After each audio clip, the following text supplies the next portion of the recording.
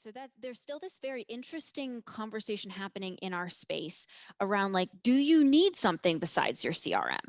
And Absolutely. my stance Or on even that, is it, and if you do, is it an add-on to CRM right, as you know, opposed to like something else? Yeah. exactly, like how does it play in amongst, you know, the other stuff that's in your tech stack? Right. You know, to me, the fact that we're still asking that question is a sign of, you know, that the fact that the space still needs to mature. Right. We'd never go to a CMO and say, do you really need a marketing automation solution, or can't you just kind of do that with the CRM? You know, we wouldn't ask a sales, you know, a head of sales to not have certain enablement tools for their team. And that's not to downplay the importance of a CRM. That is No, the absolutely not. business's source of Or truth. indeed Like, to downplay the CSM's requirement for access to the CRM tool. exactly. Like it shouldn't be like, oh, great, we don't have to buy them, you know, licenses. But no. Like we're, you know, that is still the source of truth for the organization. Right. But as the strategies that we try to employ as CS professionals become more time consuming, more complex, more novel, more creative, you know, we feel like it is inevitable that the number that are going to a dedicated CS platform is going to have to increase. You know, one example that came out of when we were asking people about the specific types of things they do to understand their customers, one example that came out that I thought was very interesting is that 23% of the respondents said that they had a customer health score that's visible to all their customer facing roles, which is great, which is a lovely start. But then only 15% said that they had tailored dashboards, and that off of that, you know, health score, they could actually, you know, act on that information. So it was this lovely step in the right direction of, hey, we can understand health, but then this gap of, but we can't do much of anything with that. You know, now we've got people looking at a number, hoping they understand it, and then sort of finding their way forward from And there. is there something else? Can I just check on whether that number is an accurate number as well? Any thoughts? Which number? I'm so sorry. Health score. Oh, health score. I mean, that's what came back in the survey. The 23, frankly, it was a little surprisingly low to me, the 23%. You know, that was, I would have, if you'd asked me to guess a number, I would have guessed higher. But, well, you know. It makes you wonder what the other 50% of customer success platform users are using their customer success platform for. Well, and I think, well, that number, that 23%, by the way, represents everybody. So 50% of our respondents don't have a platform. So they're not, you know, that 23 is out of everybody. So I know, but so is the 47%. So 47%, yes, I see what you're saying. I see what you're saying. And 23% are using health scores, then there's another 24% who've got a platform and aren't using health scores. I see what you're saying. Yeah. And it's, you know, it's, I think for a lot of, slightly, yeah. I get you. I think some of the first challenge with health scoring in general, whether you're doing it in a CS dedicated platform or elsewhere, is just accessibility to data. The number of customer success teams that don't have easy access to data is. Oh, I so agree. And this is frustrating for those teams. And it comes back to area one, influence within the organization, doesn't it? It does. It really, really does, you know, because it's to fully understand a customer. CS really needs visibility into just about every other, you know, into the CRM, into finances, into how they use your system, you know, ticketing, like all of it, you know, they need this very, very in-depth view. Support, marketing, selling, and as you say, all of it. All of that, yeah. So that is a real challenge for both those that are trying to survive, and of course, vice versa. Those functions also need insight into CS to do their job properly as well. Exactly. Which is where, you know, in the final section where we talk a bit about, you know, like goals and aspirations. That to me, not to jump ahead to that section, but that to me was one of the most exciting trends we saw come out, is that people are really interested in better internal communication, more cross-functional collaboration. Because let's say you are the gold standard and you've got a great CS team with well-defined programs and lots of data, and you're really scaling well. How do you turn that around and put that back out to the rest of the organization and connect insights to the teams? So how do you drive value from all that juicy stuff? Exactly. And how do you make sure that, you know, that if there's going to be customer centricity, that you sit at the center of that? You know, everybody isn't defining their own version of what it means to be customer centric, but rather you got, as a CS team, we're setting the base for what it means to be customer centric. Yes. Okay, so we're moving into goals and aspirations. Let's just for a second go back to area 3 and just ask that same question we always ask under the heading of customer success operations. Any key takeaway again that you want to just mention perhaps before we do go to area 4?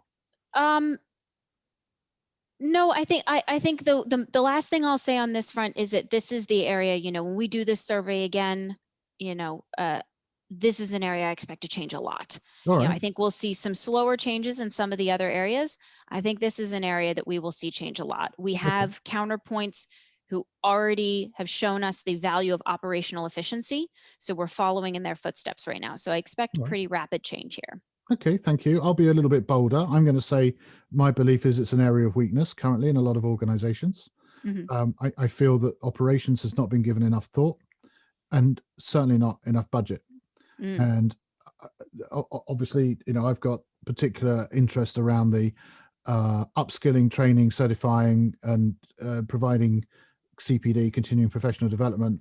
That's what my company does. And, if you look at the budget for any professional organization, they understand the value of having well-trained, well-supported people with the right tools, the right processes, and the right training. And the right and the right qualifications, I would add as well. I mean, I don't know about you, but I don't take if I've got a relatively new car and a decent one, I don't take it to the place down the end of my street to get it serviced. I take it to the main dealer. Right? Exactly, because you're going to get a better quality. If I wanted to have a tooth out, I'd take it to a qualified dentist. And why would I take my outcomes to an unqualified CSM? These are good questions. It is. And these are good questions. Why would I take my outcomes to a CSM without the right tools? Or without a process? Absolutely. 100%. We put these You expectations. need to mature and grow up. You need the training, the qualification, the tools, the process, the workbooks, all of these things comes under customer success operations to me. And I think I agree, it is going to change quickly. And it is an area where we're sort of waking up and saying, oh yeah. Your team has to be built for what you want them to accomplish from them individually as, their own expertise, their own skill set, and then also in what you give them to be successful at their job. Just shouting at a customer success team like, keep our customers is not enough to get you anywhere. You gotta back it up. To be fair, of course, I completely recognized, Abby, that what's happened is that a bridgehead has been established. We've got there, we've landed. We've landed on the foreign ground, and we've built ourselves, our first port of call, and then we're going to expand from there. So I'm not saying we haven't done well as a community and as a profession. I think we've done brilliantly. So I'm not saying that at all. But what I am saying is it is an area of weakness, and we now need to say, okay, phase 2, guys, now let's do it properly. It's time to level up. I'm with you. So area 4 then. I know you're keen to get onto this one, and I'm also wary of time. We've got about another sort of 5 to 10 minutes. So goals and aspirations. So this was something that excited you a lot, you were saying. Yeah. So, we asked people about, in the short term, what are you focused on? And then in the long term, what are you focused on? And also, what could you be doing better? As a CS leader at a CS organization with a CS product, this area was particularly interesting to me because this tells me where the minds of my customers are at. What are they thinking about? What are they focused on? Which is exciting for me as we develop our own solutions and our own programs and want to make sure those grow with our customers. Makes sense. So, biggest goals certainly were around what I believe should be the core tenet of customer success, and that is renewing customers. Renewal and renewing customers, came up really large in those immediate goals. And I think, there are some teams where, that's a goal because that's what we've been all the time. And then for others, I think I see it as much because it's some of those younger CS teams trying to prove that value to senior leadership, trying to give themselves that direct connection to revenue so that they can get the other things like budget autonomy and, strategic, strategic guidance and things like that, that they need to be able to do the stuff that they want to do. So it just reinforced the all importance of being tied to that number. And then separate from all of that, it reinforced the importance to me of why why customer success professionals care about what we do. The goal is that we want a customer to renew because we had a good experience, because they got real benefit.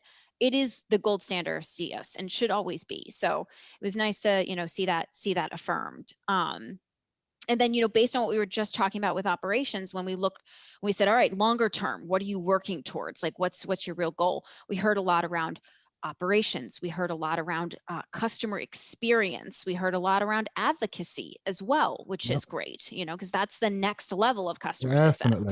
Great. You made them successful. How do you make that into a revenue building arm of what you do through advocacy? Yeah. And for example, into better products tomorrow. Absolutely. Absolutely. Things like, satisfaction, product growth, and feedback, things like that. It all feeds into hopefully a cycle that just keeps you moving in the right direction. Right. So it was, it was exciting to see that. Yeah. Customer closeness. Yeah, absolutely. Yeah. And then when we talked about what people thought they could do better, I'm going to summarize it into two things that I actually think are really one thing.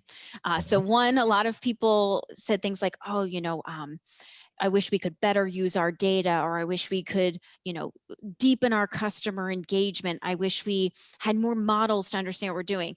And that, to me, I'm just going to summarize as operations, operations, operations, operations. Right.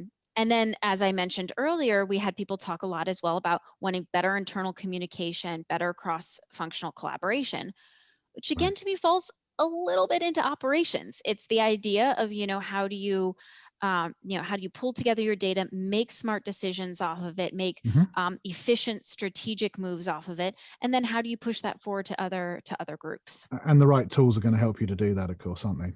Absolutely, absolutely. It's I always try to tread carefully here, because I don't want to be the girl that comes in and toots her own. Salesy. Exactly. But which you most definitely have not been. Good. So I'll say generically, like, I believe that a customer success platform that is designed for your team's needs, to drive their efficiency every single day, to drive their proactivity every single day, whatever the tool it is that you select is best for you, is an important component of achieving both those short-term and those long-term goals. Yeah.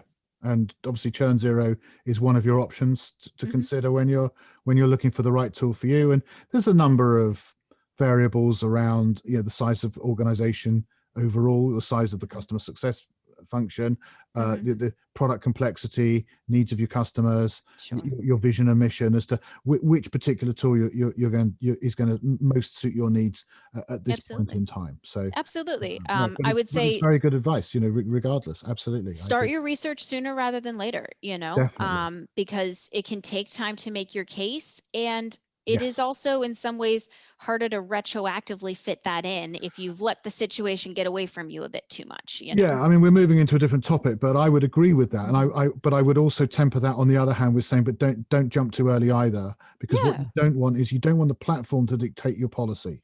Yes. So you want your customer success strategy to dictate which platform you choose, and if you go into it too early, what you're going to be doing is you're going to be spending a lot of time, because it takes a lot of time to get it right. You're going to be diverting really important productivity time away from other stuff to get it right, when you may not yet know what right looks like, and it may take time manually doing things before you can know that's what we want in our platform.